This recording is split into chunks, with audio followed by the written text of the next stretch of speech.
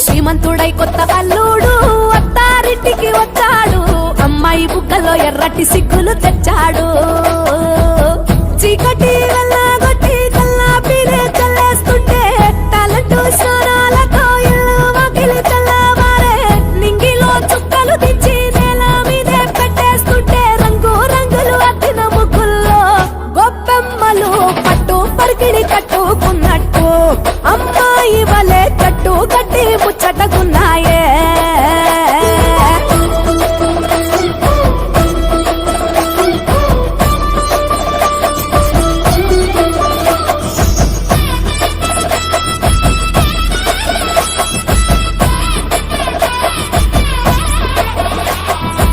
పురాణ మోపు గట్టి రంకెలేసే ఎడ్ల పోటీ, గుడి గంటలు మోగేనట పండగనే చాటి, కంజు భలే ఈల కొట్టి పుంజు